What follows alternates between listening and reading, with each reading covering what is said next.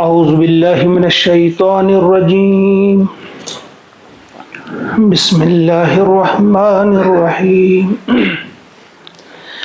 ایعدکم income اذا متم وکنتم ترابا وعظاما income مخرجون ہیہات ہیہات لما توعدون صدق اللہ العظیم۔ سورہ مومنون آیت نمبر 35 اور 36 آپ کے سامنے پڑھی گئی۔ ہم حضرت ہود علیہ السلام کا ایک قصہ پڑھ رہے ہیں، جنہوں نے اپنی قوم سے خوبصورت انداز میں، پردرد انداز میں اللہ تعالیٰ کی طرف بلانے کی کوشش کی، لیکن ان کے جواب میں قوم نے کیا کیا؟ جس طرح نوح علیہ السلام کی قوم نے انہیں جواب دیا تھا، مایوس کر دیا تھا، بس وہی الفاظ یہاں بھی اس کی قوم نے کہے۔ اب کچھ الفاظ جو کل ہم پڑھ چکے تھے، آج یہ سرداران قوم جو ہیں، قوم کے لوگوں سے کیا کہتے ہیں؟ یعدکم، کیا وہ دھمکی دیتا ہے تمہیں؟ کیا وہ ڈراتا ہے تمہیں؟ یعدکم انکم اذا متم، کہ جب تم مر جاؤ گے، وکنتم ترابا، تم مٹی میں مل جاؤ گے، تم مٹی ہو جاؤ گے، وعظاما، اور ہڈیوں کا پنجر ہو جاؤ گے۔ یعنی کیا وہ تمہیں ڈراتا ہے، تمہیں دھمکی دیتا ہے کہ جب تم مر جاؤ گے اور مٹی ہو جاؤ گے اور ہڈیوں کا پنجر ہو جاؤ گے، انکم مخرجون، اس کے بعد کیا تمہیں نکالا جائے گا؟ یعنی اس کے بعد تم قبروں سے نکالے جاؤ گے، جب کہ تم مر مٹ کر بوسیدہ ہو جاؤ گے، گڑ سل جائیں گی تمہاری ہڈیاں بھی، تو اس کے بعد کیا تمہیں نکالا جائے گا؟ ہیہات ہیہات، بعید، بہت بعید، جسے انگریزی میں ہم کہتے ہیں فار، ویری فار، یعنی بہت بعید از امکان، یہ بات ہے، بہت ہی دور کی یہ بات ہے۔ ہیہات ہیہات، یہ بعید از امکان، یہ بالکل ناممکن بات ہے۔ یہ لما توعدون، جس چیز سے تمہیں ڈرایا جا رہا ہے یا جس چیز کا تم سے وعدہ کیا جا رہا ہے، جو چیز تمہیں بتائی جا رہی ہے، ایسا ہونا بالکل بھی ممکن نہیں ہے۔ عجیب قسم کی بات کہہ رہے ہیں یہ کہ بھائی ہڈیاں ہو جائیں گی، سڑ جائیں گی، اس کے بعد پھر یہ زندہ ہو جائیں گی، کیسے ممکن ہے؟ اور ایک اور بات کہی جو بڑی اہم ہے، یاد رکھنا ہے، وہی جو دہریے ہیں، اس پوری آیت میں ان کا پورا نظریہ ہمارے سامنے آ جاتا ہے، پورا فلسفہ جو ہے دہریت کا، وہ اس آیت میں ہے۔ کیا؟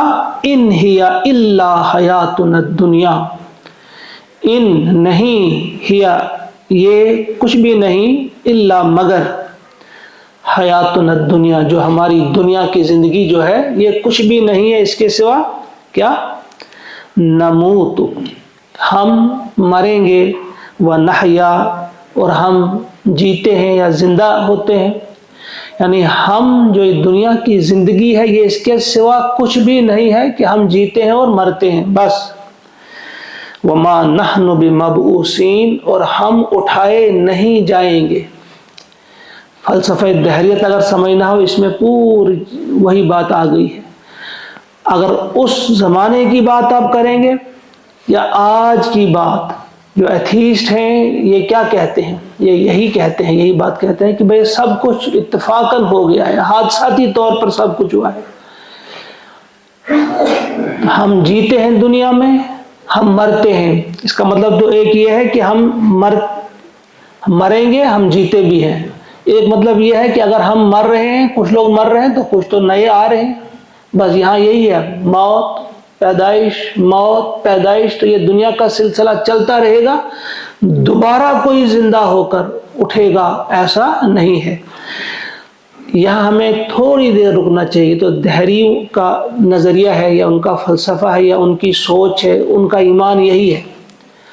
لیکن اللہ تعالیٰ ہم سب کو معاف فرمائے، اگر ہم اپنی زندگیوں پہ غور کریں گے، اگر ہم زبان سے ایسا تو نہیں کہتے لیکن عملی طور ہمارا کچھ ایسا ہی رویہ ہے. ہم اس دنیا کو ایسا ہی سمجھتے ہیں کہ بھائی چلتا ہے، بیمار ہوتے ہیں نہیں بھی ہوتے ہیں، پیسہ ملتا ہے نہیں بھی ملتا ہے، عیش کرتے ہیں نہیں بھی کرتے ہیں، دنیا میں آتے بھی ہیں مر بھی جاتے ہیں. آئی گئی بات ہمارا بھی یہی نظریہ ہے. اے جگ میٹھا او جگ کس نے ڈٹھا، عام طور پہ جو کہا جاتا ہے کہ یہاں اچھا ہو، یہاں مزے کریں، یہ سب کچھ ہو جائے، تو وہ دنیا کس نے دیکھی. ہمارے لوگ بھی کہتے ہیں، ہم بھی کہتے ہیں، اگر نہیں کہتے ہیں لیکن ہمارا رویہ، جس انداز سے ہم نے اس دنیا کو ترجیح دی ہے آخرت پر، جس طرح سے ہم نے آخرت کو بھلا دیا ہے، اور سب کچھ جو ہماری دوڑ دھوپ ہے، جو ہماری تگ و دو ہے، جو ہماری فکر ہے، غالب جو ہم پہ ہے، بس یہی دنیا ہے. تو یہاں بار بار اس آیت پہ غور کرنا چاہیے. یہ بات کہی تھی ہود علیہ السلام سے اس کی قوم نے، ان هو الا رجل. اور مزید کیا بات کہی، ایک بہت بڑا الزام بھی اب لگایا، کیا؟ ان هو الا رجل، یہ شخص جو ہے یہ ایک ایسا شخص ہے، رجل افترا علی اللہ کذبا، جس نے اللہ پر جھوٹ باندھا ہے، جس نے اللہ کے بارے میں جھوٹ کہا ہے. ذرا اندازہ کیجئے آپ اس قوم کی ڈھٹائی کتنی ہے. ان الفاظ سے یہ واضح ہو جاتا ہے، مفسرین نے لکھا ہے یہاں پہ کہ وہ اللہ کو ماننے والے تھے، وہ قوم خدا کو مانتی تھی، جبھی جا کر یہ کہا کہ اس نے خدا پر جھوٹ باندھا ہے، کہ اس نے جھوٹ کہا کہ مجھے خدا نے بھیجا ہے تمہاری طرف، میں اس کا رسول ہوں. وہ خدا کو مانتے تھے. وہ پھر قصور کیا تھا ان کا؟ وہ شرک کرتے تھے، خدا کے ساتھ اور خداؤں کو بھی مانتے تھے، خدا کے ساتھ اوروں کی بھی اطاعت کرتے تھے، وہ اوروں کو بھی اپنا معبود مانتے تھے. تو فرمایا کہ ان نے کہا کہ یہ شخص جو ہے، اپنی قوم کو سمجھا رہے تھے وہ بڑے بڑے کہ دیکھو یہ شخص جو ہے اور کچھ بھی نہیں ہے، ان کی باتوں میں مت آ جاؤ، گمراہ ہو جاؤ گے. کہاں جاتے ہو ان کی طرف، ان کے پاس کیوں بیٹھتے ہو، ان کی باتوں کو کیوں سنتے ہو، ان کے درس کو کیوں سنتے ہو، چھوڑو. یہ ایسا شخص ہے کہ اس نے جھوٹ باندھا ہے خدا پہ، یہ کہتا ہے کہ میں نبی ہوں، مجھ کو خدا نے بھیجا، ایسا نہیں ہے. وما نحن له بمؤمنین، ہم تو ہرگز اس کے ماننے والے نہیں، ہم تو کبھی اس پر ایمان لانے والے نہیں، ہم کبھی بھی اس کی نہیں مانیں گے. جب یہ باتیں سنی حضرت ہود علیہ السلام نے تو کیا فرمایا؟ وہی الفاظ، وہی دعا جو نوح علیہ السلام نے کی تھی. دیکھیے کس طرح سے ہمیں بتایا جا رہا ہے، سمجھایا جا رہا ہے کہ نبی جب دعوت دیتا ہے تو اس کی قوم کیا کہتی ہے، اس قوم کے سردار کیا کہتے ہیں، عام لوگ کیا کہتے ہیں. عام تو خام ہوتے ہیں، وہ تو اپنے سرداروں کے پیچھے ہی چلتے ہیں. تو وہ کیا کہہ رہے ہیں، اب یہاں اس نبی نے بھی کیا کہا، قال، تو کہا رب انصرنی، اے میرے رب میری مدد فرما. یعنی ایک تو یہ انہوں نے بات نہیں ماننی ہے، اور پھر الزام مجھ پہ کہ میں جھوٹا ہوں. اے میرے رب تو میری مدد فرما، بما کذبون، اس پر جو کہ انہوں نے مجھے جھٹلایا ہے، اس پر کہ جو انہوں نے مجھے الزام لگایا ہے، جھوٹ بولنے کا جو مجھ پر الزام انہوں نے گھڑا ہے، مجھے یہ جھوٹا کہہ رہے ہیں. اے اللہ اب تو ہی میری مدد فرما. جب نبی کی زبان سے یہ دعا نکلے گی، دل سے نکلی ہوئی دعا ہوتی ہے، تو پھر کیا ہوا؟ اللہ تعالیٰ نے کیا کیا؟ پھر اللہ تعالیٰ نے جواب دیا، قال اما قلیل لیصبحن نادمین، بس تھوڑی ہی دیر ہے، اما قلیل یعنی تھوڑی ہی دیر کے بعد، کچھ ہی عرصے کے بعد، زیادہ مدت نہیں گزرے گی، بہت جلد، لیصبحن نادمین، یہ پچھتائیں گے اپنی اس بات پہ جو انہوں نے بات کی ہے نا، اس پر بہت پچھتائیں گے، نادم ہو جائیں گے اس پر، لیکن پچھتانا ان کے کام نہیں آئے گا. پھر کیا ہوا؟ جلدی فَأَخَذَتْهُمُ الصَّيْحَةُ بِالْحَقِّ، کہ پھر پکڑا ایک چنگھاڑ نے ان کو، ایک چیخ نے، ایک بلاسٹ ایسا ہوا، اس پلاش نے ان کو پکڑا، فَأَخَذَتْهُمُ الصَّيْحَةُ بِالْحَقِّ، بالکل حق کے وعدے کے مطابق، جو حق نے وعدہ کیا تھا کہ اگر ان نے ایسا کیا تو ان پر عذاب آئے گا، اس وعدے حق کے مطابق ایک چنگھاڑ نے، ایک چیخ نے، ایک روایت ہے کہ حضرت جبرائیل علیہ السلام کی وہ چیخ تھی، اور کچھ لوگوں نے لکھا ہے کہ ایک چیخ تو تھی، اور اس چیخ کے ساتھ پھر باد سرسر، بہت بھیانک قسم کی آندھی بھی چلی، چیخ بھی تھی، اور پھر کیا ہوا؟ فَأَخَذَتْهُمُ الصَّيْحَةُ بِالْحَقِّ فَجَعَلْنَاهُمْ غُثَاءً، تو ہم نے ان کو کچرا بنا کے رکھ دیا۔ غصہ کسے کہتے ہیں؟ ربش جو ہوتی ہے نا، ربش آف ڈیڈ لیوز، جب کہیں سیلاب آتا ہے آپ دیکھتے ہیں کہ اس سیلاب کے ساتھ تنکے آتے ہیں، پتے آتے ہیں، وہ ٹہنیاں آتی ہیں، وہ تیرتی رہتی ہیں، جب وہ سیلاب پھر بیٹھ جاتا ہے تو یہ پڑے رہتے ہیں۔ کہا بس جس طرح سے وہ ڈیڈ لیوز، وہ مردہ پتے جو ہیں یا وہ تنکے جو ہیں سیلاب کے بعد پڑے رہتے ہیں، بس ان کا وہی حال ہوا، کوئی اس طرف پڑا ہوا تھا، کوئی اس طرف پڑا ہوا تھا، کسی کی ٹانگ نہیں تھی، کسی کا سر نہیں تھا، پھٹے بالکل ایسے ہی پڑے رہے، جس طرح وہ بھی پھر سڑتے ہیں ایسے پڑے رہ کر سڑ جاتے ہیں، اسی طرح یہ بھی رہے پڑے ہوئے، کوئی اٹھانے والا تھا نہیں، سب کے سب ملیاں میٹ کر دیے گئے اور اسی طرح سے وہ سڑتے رہے۔ فرمایا فَجَعَلْنَاهُمْ غُثَاءً، تو ہم نے ان کو کچرا بنا کے رکھ دیا۔